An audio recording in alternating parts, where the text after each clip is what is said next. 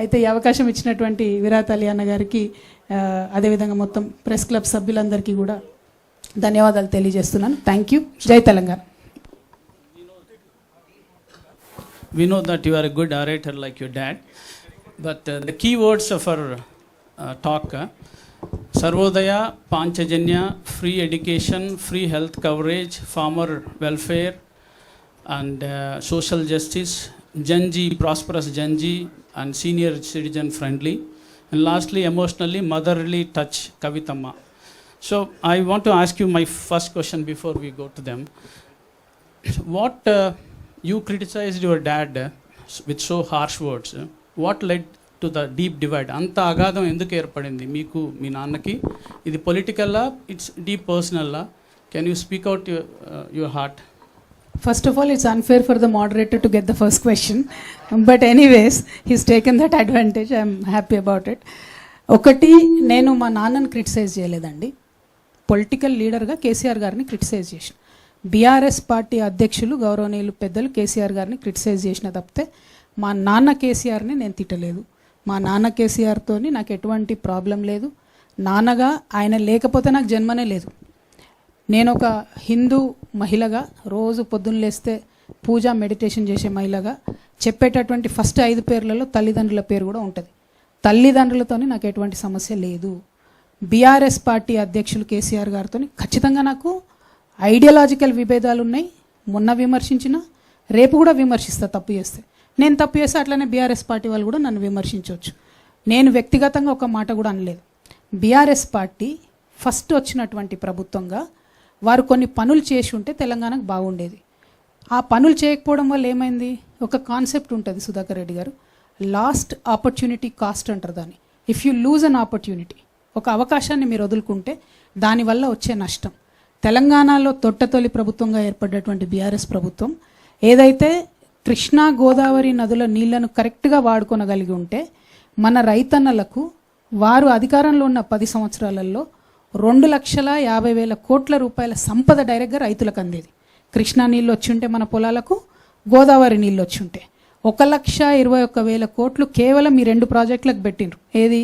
కాళేశ్వరం, అట్లానే పాలమూరు రంగారెడ్డి. 1,21,000 పెట్టి 2 ప్రాజెక్టులు కడితే ఇచ్చింది నీళ్ళు ఎన్నిటికీ అంటే 1,00,000 ఎకరాలకు ఇచ్చారు. నేను దాన్ని క్రిటిసైజ్ చేసిన. బీఆర్ఎస్ పార్టీ అధ్యక్షుడిగా ఖచ్చితంగా వారిని క్రిటిసైజ్ చేసిన, ఇవాళ చేసిన, రేపు కూడా చేస్తాను. ఎందుకంటే ఆ last opportunity cost only for farmers is 2.5 lakh crores. ఆ సంపద డైరెక్ట్గా మా రైతన్నల జేబులకు పోయేది, అది పోయింది. ఇంకొకటి లాస్ట్ ఆపర్చునిటీ కాస్ట్లో మొత్తం 2001 నుంచి 2014 దాకా తెలంగాణ రాష్ట్రం వచ్చే వరకు కొట్లాడినటువంటి యువకులకు ఉద్యోగ అవకాశాలు ఇవ్వకుండా ఒక 10 సార్ల పేపర్ లీక్ అయ్యి అంత పెద్ద ఐటీ మినిస్టరు, అన్ని దేశాలకు పోయి స్పీచ్లు ఇచ్చే ఐటీ మినిస్టర్ కేటీఆర్ గారు ఉండంగా టీసీఎస్ లాంటి కంపెనీతో మాట్లాడుకొని ఫుల్ ప్రూఫ్గా మనం ఎగ్జామ్స్ పెట్టలేమా అండి? టోఫెల్ పెట్టడంతో మాట్లాడుకొని పెట్టలేమా? జిఆర్ఈ పెట్టడంతో మాట్లాడుకొని పెట్టలేమా? ఎట్లా ఫెయిల్ అవుతుంది? మన గ్రూప్ 1 ఎందుకు ఫెయిల్ అవుతుంది? 10th క్లాస్ పరీక్షల పేపర్ ఎందుకు లీక్ అవుతుంది? ఆ ఫెయిల్యూర్ వల్ల ఇప్పుడు ఏమైంది? ఇవాళ రేపు ఉన్న ఫాస్ట్ జనరేషన్లో ఎవ్రీ 7 years కొత్త జనరేషన్ వస్తుంది. 10 years లేదు ముందులాగా. అంటే తెలంగాణ రాష్ట్రం వచ్చినాక ఫస్ట్ 10 ఏళ్ళు, ఇప్పుడు ఈ కాంగ్రెస్ ప్రభుత్వంలో వచ్చిన 2.5 years చూసుకుంటే 2 generations ఉన్న పిల్లలు లాస్ అయినరు. మీ అందరికీ తెలుసు, ఒక్క గవర్నమెంట్ ఉద్యోగం కోసం 1,00,000 మంది రాస్తారు దానికి exam. At any point of time 30 to 40 lakh people Telangana యువకులు ఎగ్జామ్ ప్రిపరేషన్లే ఉంటారు. మరి వాళ్ళందరిది లాస్ట్ ఆపర్చునిటీ కాస్ట్ కాదా?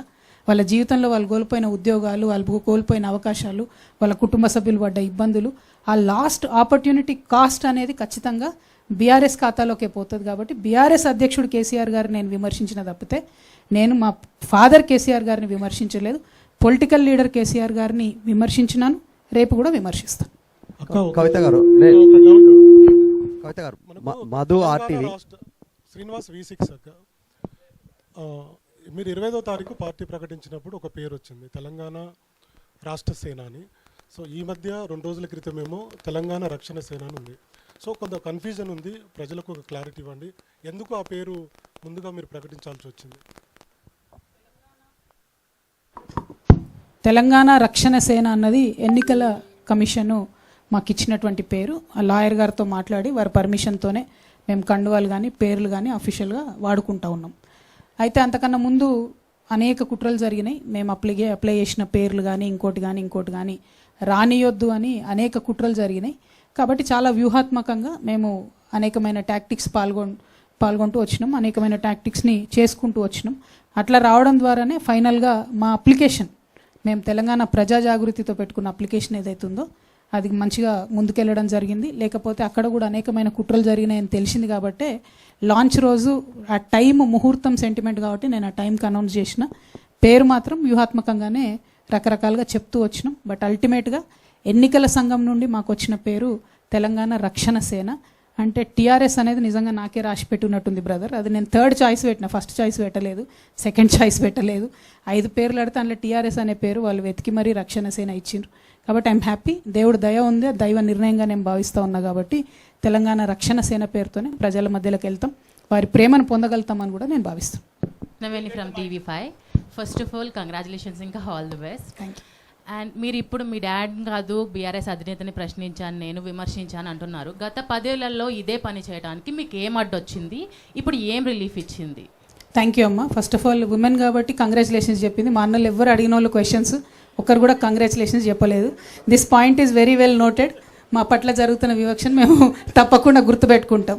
Second thing, you are very right అమ్మ. As a part of a system, ఏదైనా పార్టీలో ఉన్నా, ఒక ఆఫీస్లో ఉన్నా, ఉదాహరణకి ఇలా మీరు TV5లో పనిచేస్తున్నారమ్మా, మీ చైర్మన్ గారు తీసుకున్న నిర్ణయం మీకు ఏదైనా నచ్చదు అనుకోండి, వెళ్ళి చైర్మన్ ఛాంబర్లో చెప్తారు, సార్ ఇది బాగాలేదు సార్, కింద రెస్పాన్స్ బాగాలేదని. ఎట్ ఎనీ కాస్ట్ రెస్పాన్స్ బాగున్నా లేకపోయినా మీరు ఆ ప్రోగ్రామ్ చేయాల్సిందే అంటే చేస్తారు కదా. ఎందుకంటే ఆ పార్ట్ అండ్ పార్సల్ ఆఫ్ TV5లో మీరు ఉన్నారు కాబట్టి చేస్తారు. నేను part and parcel of KCR గారి పార్టీలో ఉన్నప్పుడు అనేక అంశాలు వోకల్గా వారికి చెప్పిన, కొన్ని అంశాలు ప్రూఫ్స్తో సహా జరుగుతున్నటువంటి అవినీతి మీద, జరుగుతున్నటువంటి అక్రమాల మీద ప్రూఫ్స్తో సహా కూడా ఇవ్వడం జరిగింది. చర్యలు తీసుకోలేదు, వారి నిర్ణయం అది, నాకు వారంత జ్ఞానం లేదు. మా బాస్గా ఉన్నటువంటి వ్యక్తి తీసుకున్న నిర్ణయానికి కట్టుబడ్డం అన్నది డెఫినెట్గా ఆ టైంలో నా డ్యూటీ, చేయాల్సిందే, చేసిన నేను నా డ్యూటీ. అందుకోసం నేను తెలంగాణ ప్రజలకు క్షమాపణ కూడా చెప్పాను. నేను ఇంకొంచెం గట్టిగా ప్రయత్నించి ఉండాల్సింది, ఇంకొంచెం గట్టిగా నా వాయిస్ రేజ్ చేసి ఉద్యమకారుల పట్ల పనిచేయాల్సింది, ఇంకొంచెం గట్టిగా నా వాయిస్ రేజ్ చేసి అమరవీరుల కోసం పనిచేయాల్సిందని ఓపెన్గా నేను అమరవీరుల స్తూపం దగ్గర క్షమాపణ చెప్పిన. ఇవాళ కూడా నేను చెప్తున్నా, నేను చెప్పే ఈ పాంచజన్యం కావచ్చు, నేను చెప్పేటటువంటి ఉద్యమకారులది, అమరవీరులది, భూ నిర్వాసితుల పట్ల నేను కమిట్మెంట్తో లేకపోతే, నేను చెప్పే ఈ వల్నరబుల్ సెక్షన్స్ దగ్గర కమిట్మెంట్తో లేకపోతే, పక్కకే అసెంబ్లీ ఉంది, అసెంబ్లీ ముంగట్నే అమరవీరుల స్తూపం ఉంది, అదే స్తంభానికి నన్ను గట్టేసి రాళ్లతో కొట్టమని తెలంగాణ ప్రజలందరూ నేను విజ్ఞప్తి చేస్తూ ఉన్నాను. ఎందుకోసం అంటా ఉన్నా అంటే, నేను ఒక కమిట్మెంట్తో వచ్చిన వ్యక్తిని. ఆనాడు ప్రశ్నించలేదు కాబట్టి ఈనాడు ప్రశ్నించొద్దు అని అంటే అట్లా కుదరదు. First of all, the strongest weapon in this world is not a gun, it is the ability to question. If you don't have that courage to question, there is nothing you can do. ప్రశ్నతోనే ప్రతిదీ ప్రారంభమవుతుంది. ఇవాళ నేను ప్రశ్నిస్తున్నా, ఖచ్చితంగా ఒక మార్పు వస్తుంది. వెళ్ళే డైరెక్షన్లో 100 మంది 100 అంటారు, 100%. వాటిని అన్నింటినీ I have to take it in good taste, but then I will keep forging ahead. Thank you.